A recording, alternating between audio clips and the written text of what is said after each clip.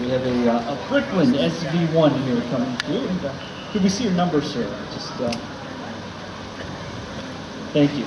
No mistaking the car, but we want to make sure that we get your name and hometown correctly identified here. The 1975 Bricklin SV-1 brought to us by Lou and Nancy Ratsos of Commerce Township, Michigan. And yes, we run into Lou yesterday, and you were talking about you were going to put up a little jar in front of the car and find people who referred to this car as a DeLorean or made Marty McFly Back to the Future jokes. We don't blame you there. But the Bricklin's an entirely separate project, the brainchild of Malcolm Bricklin, an American entrepreneur who had made a fortune importing Subarus. These cars were built from 1974 to 75 in St. John, New Brunswick, Canada. And this is a car that is promoted for its safety innovations, things like an integrated roll cage or energy-absorbing bumpers. We were talking about those bumpers yesterday.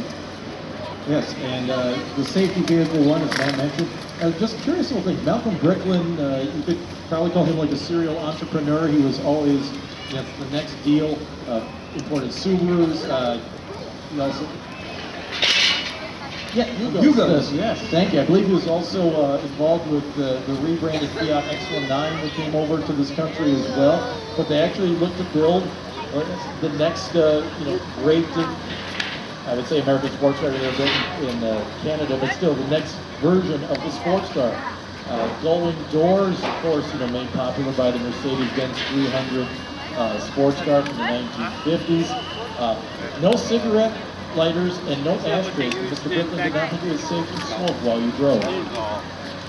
We should note the color in this car. This is not painted on, this is not a decal, this is impregnated directly into the resin in the fiberglass. So that color is a part of the component of the body itself. And well, beautiful car. Unfortunately, the Bricklin meant to retail for $3,700 when introduced, but a number of quality control issues in the design and development, as well as supplier problems, labor issues, and cost increases more than doubled the anticipated cost, which of course helped to doom the Bricklin, unfortunately.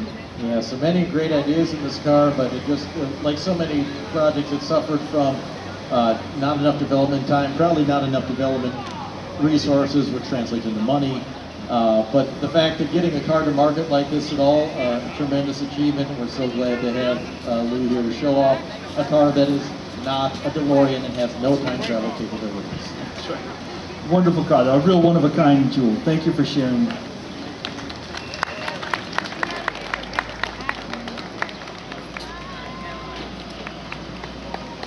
If I could have gotten Christopher Lloyd to come here, I would have, just to get on his nerves. But it was a good sport out there about all those DeLorean jokes.